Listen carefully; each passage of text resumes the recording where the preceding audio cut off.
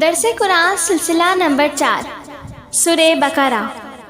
الحمدللہ رب العالمین والعاقبۃ للمتقین، اما بعد فاعوذ باللہ من الشیطان الرجیم، بسم اللہ الرحمن الرحیم۔ وَلَقَدْ يَسَّرْنَا الْقُرْآنَ لِلذِّكْرِ فَهَلْ مِن مُدَّكِرٍ۔ ترجمہ: اور ہم نے قرآن پاک کو آسان کر دیا، کوئی ہے جو اس کو سمجھ کر پڑھے۔ تمام تعریفیں اور تمام حمد و ثنا اس رب العالمین کی جو دونوں جہاں کا خالق و مالک ہے۔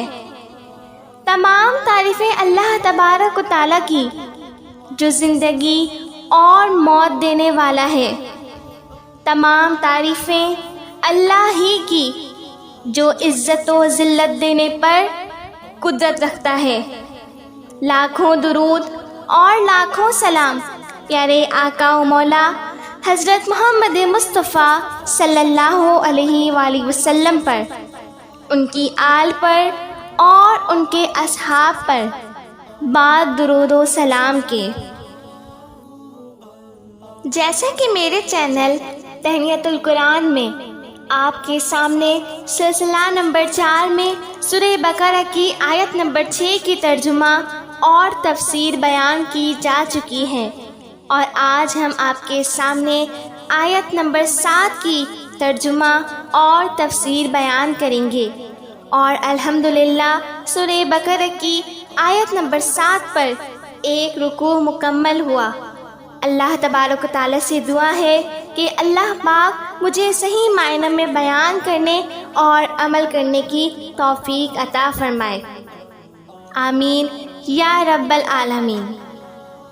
ختم اللہ علی قلوبہم وعلی سمعہم وعلی ابصارہم غشاوۃ ولہم عذاب عظیم۔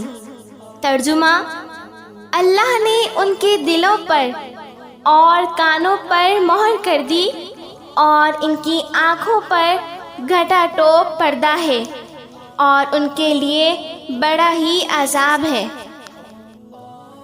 اس آیت نمبر 7 کا پچھلی آیتوں سے تعلق ہے۔ پچھلی آیت میں ان کفار کی صفات و حالات کا ذکر ہوا تھا، اور اب اس کی وجہ بیان ہوئی ہے کہ ان میں یہ صفات کیوں پیدا ہوئی۔ پہلی آیت میں کفار کی صفات کا ذکر تھا اور اس میں ان کے انجام کا۔ پچھلی آیت میں ان کی بیماری کا ذکر ہوا، اور اس آیت میں اس بیماری کی وجہ کا تذکرہ ہے۔ لہٰذا یہ آیت نمبر 7 پہلی آیت کی یا تو وجہ ہے یا اس کا انجام۔ تفسیر: ختم اللہ، ختم کے معنی ہیں چھپانا، مضبوط کرنا اور انتہا کو پہنچنا، اور مہر لگانے کو ختم اس لیے کہتے ہیں کہ اس کی وجہ سے اندر کی چیز لوگوں کی نگاہوں سے چھپا دی جاتی ہے۔ مثلاً کسی شخص نے کسی چیز کا پارسل کیا تو اس کے تھیلے کو بھر کر اس پر لاک وغیرہ کی مہر لگا دی، جس کی وجہ سے اس کو راستے میں کوئی کھول نہ سکے۔ یہاں ختم سے مراد مہر لگانا ہے، اور دل پر مہر لگانے سے یہ مطلب ہے کہ ان کفار کی سرکشی اس حد تک پہنچ گئی کہ وہ کفر، گناہ اور حرام کے کاموں کو اچھا سمجھنے لگے، اور ایمان و اطاعت کو برا سمجھنے لگے، اور کافر سرداروں کی طرف رغبت، انبیاء اور اولیاء سے بے رغبتی کرنے لگے۔ اب ان کے دلوں کا حال ایسا ہو گیا کہ نہ ان سے کفر نکل سکتا ہے اور نہ ان تک حق جا سکتا ہے۔ اس حالت کو یہاں ختم سے بیان کیا گیا ہے۔ علی قلوبہم، علی کا مطلب ہم آپ کو آیت نمبر 5 میں بتا چکے ہیں۔ قلوبہم، قلوب قلب کی جمع ہے، اور قلب کے معنی ہیں الٹا ہونا اور بدلنا۔ کھوٹے سکے کو اسی لیے قلب کہتے ہیں کہ ہر شخص اسے الٹا واپس کرتا ہے اور بدلتا ہے۔ دل کو بھی قلب اس لیے کہتے ہیں کہ وہ بائیں الٹے پہلو میں اوندھا لٹکا ہوا ہے اور اس کا حال ہر وقت بدلتا رہتا ہے۔ ذرا سی دیر میں متقی بن جاتا ہے اور ذرا سی دیر میں بدکار، کبھی خوش تو کبھی غمگین۔ ہماری زبان میں تو قلب اس گوشت کے لوتھڑے کا نام ہے جو غنچہ یعنی کلی کی شکل ہے اور سینے کے بائیں طرف لٹکا ہوا ہے، اور روح اسی گوشت کے لوتھڑے میں پیدا ہوتی ہے، اور یہی ہر جاندار کی زندگی کی اصل ہے۔ وَعَلَىٰ سَمْعِهِمْ، وَعَلَىٰ اس کے بارے میں ہم آپ کو آگے بتائیں گے۔ سَمْعِهِمْ، سَمْعِهِمْ سے مراد سننا ہے، اس سے مراد کان کے ہیں، تو اس کے معنی یہ ہوئے کہ ان کے کانوں پر بھی مہر ہے، تو اللہ تبارک و تعالیٰ نے ان کے دلوں پہ مہر لگانے کے ساتھ ساتھ ان کے کانوں پر بھی مہر لگا دی تاکہ کوئی اچھی بات ان کے کانوں تک نہ جا سکے۔ وَعَلَىٰ أَبْصَارِهِمْ، وَعَلَىٰ کے بارے میں ہم آپ کو آگے بتائیں گے۔ ابصارہم، ابصارہم کے معنی دیکھنا ہے، یہاں دیکھنے سے مراد آنکھیں ہیں۔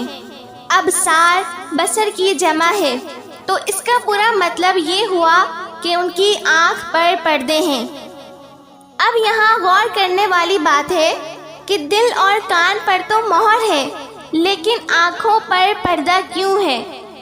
کیونکہ کان ہر طرف کی آواز سنتا ہے اور آنکھ فقط سامنے کی چیز دیکھتی ہے، اور مہر ہر راستے کو بند کرتی ہے اور پردہ سامنے کے راستے کو۔ اسی لیے کان اور دل پر مہر ہی لائق ہے اور آنکھ پر پردہ مناسب ہے۔ مہر سے اصل مقصد یہ ہوتا ہے کہ بیرونی چیز اندر نہ آ سکے اور پردے سے اندر کی چیز باہر نہ جا سکے، اسی لیے عورت کو پردہ کرنے کا حکم ہے، کیونکہ دل میں باہر سے خیالات آتے ہیں اور کان میں باہر کی آوازیں، اسی لیے ان کو مہر لگانا ہی مناسب ہے۔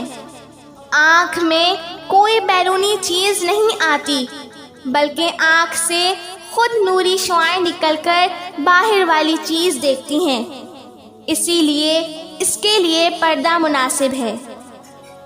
وَعَلَىٰ، وَعَلَىٰ کو 2 بار اس لیے لایا گیا ہے کہ معلوم ہو سکے کہ کانوں پر دل کے علاوہ مستقل مہر لگی ہوئی ہے۔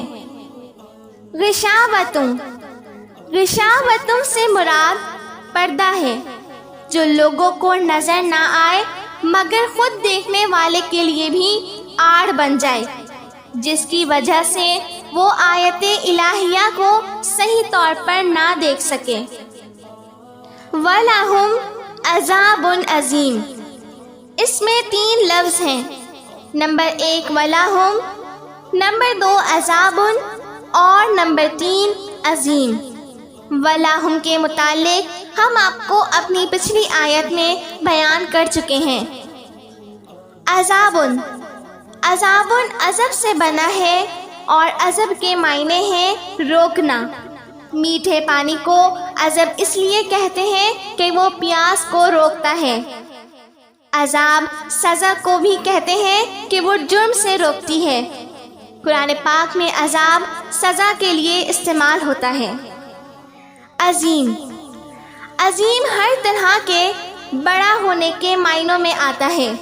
اس کو ایسے سمجھیں کہ صغیرہ چھوٹے گناہ، کبیرہ بڑے گناہ اور کبیرہ سے بڑا گناہ ہونے کے لیے عظیم کا لفظ استعمال کیا جائے گا۔ تو اس آیت کے یہ معنی ہوئے کہ ان کے لیے وہ عذاب جو ہر طرح بڑا ہے، اور وہ اسی طرح دنیا میں مسلمانوں کے ہاتھوں قتل کیے جائیں، قیدی بنائے جائیں یا غلام بنائے جائیں۔ مگر آخرت میں تیز آگ، گرم پانی اور زہریلے جانوروں میں مبتلا کیے جائیں۔ اور اس پر سب سے بڑی مصیبت یہ کہ وہ سزا دائمی ہوگی جس کی انتہا نہ ہو۔ تفسیر کا خلاصہ۔ اس آیت کریمہ کا خلاصہ یہ ہے کہ اے محبوب، آپ ان کفار کی ہٹ دھرمی سے رنجیدہ نہ ہوں اور نہ ان کے ایمان لانے کی امید رکھیں، کیونکہ ایمان لانے کی دو ہی صورتیں ہوتی ہیں کہ اس کا دل صحیح ہو اور وہ خود بخود حق تعالیٰ کی قدرت کی نشانیوں اور نبی کے معجزات کو دیکھ کر ایمان لے آئیں۔ ایمان لانے کی دوسری صورت ان کو خود عقل نہ ہو لیکن دوسرے کے سمجھانے اور بتانے سے بھی ایمان قبول نہ کریں، اور یہ کفار ان دونوں چیزوں سے محروم ہیں، کیونکہ وہ لوگ حق کی آواز سنتے نہیں، حق کی آیات دیکھتے نہیں، کیونکہ ایمان لانے کے سارے اسباب ان میں ختم ہو چکے ہیں۔ دل ایمان کا مکان ہے اور آنکھ اور کان ایمان کے راستے۔ جب راستے بھی بند ہو چکے تو انہیں ایمان کیوں کر میسر ہو۔ گناہوں کی اصل تین چیزیں ہیں: حرص، حسد اور تکبر۔ غفلت پیدا کرنے والی چند چیزیں ہیں: زیادہ کھانا، زیادہ سونا، ہر طرح آرام سے رہنے کی خواہش کرنا، مال کی محبت۔ بسا اوقات مال کی محبت میں مسلمان کافر بھی بن جاتا ہے، اور یہی چیزیں دل کو کالا کرتی ہیں۔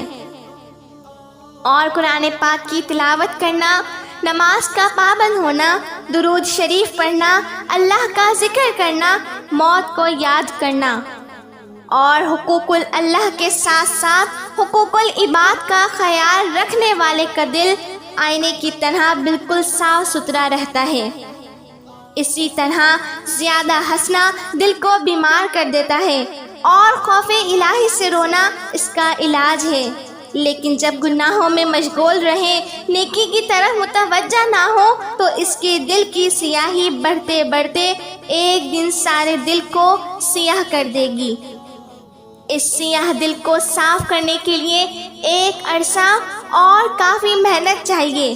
ہاں، مگر کسی اللہ والے کی اس پر نگاہ کرم پڑ جائے تو وہ آنن فانن وہ نگاہ اس قلب کو صاف کر دیتی ہے۔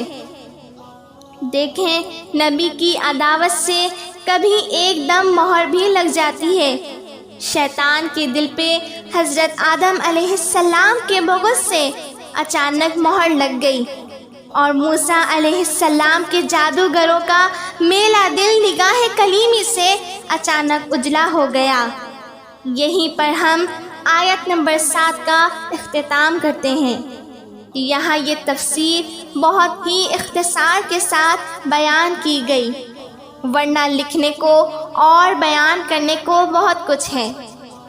زندگیاں ختم ہوئیں اور قلم ٹوٹ گئے، زندگیاں ختم ہوئیں اور قلم ٹوٹ گئے، مگر تیرے اوصاف کا ایک بھی باب پورا نہ ہوا۔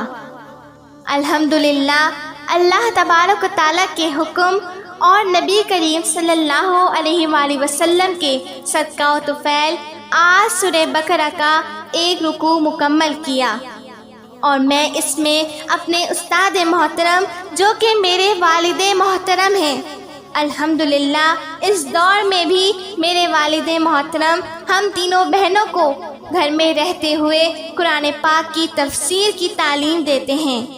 اللہ تبارک و تعالیٰ میرے والد کا سایہ میرے سر پر تادیر صحت و سلامتی کے ساتھ سایہ فگن فرمائے، ان کے درجات بلند فرمائے، آمین یا رب العالمین۔ جیسا کہ ہم نے آپ سے پہلے وعدہ کیا تھا کہ ہم قرآن پاک کی تفسیر ترتیب وار بیان کریں گے، اور انشاءاللہ العزیز ایسا ہی کریں گے۔ انشاءاللہ بہت جلد سلسلہ نمبر 4 میں سورہ بقرہ کی آیت نمبر 8 کی ترجمہ اور تفسیر بیان کی جائے گی۔ وما علینا الا البلاغ المبین۔ وصلی اللہ تعالی علی خیر خلقہ وآلہ واصحابہ اجمعین برحمتک یا ارحم الراحمین۔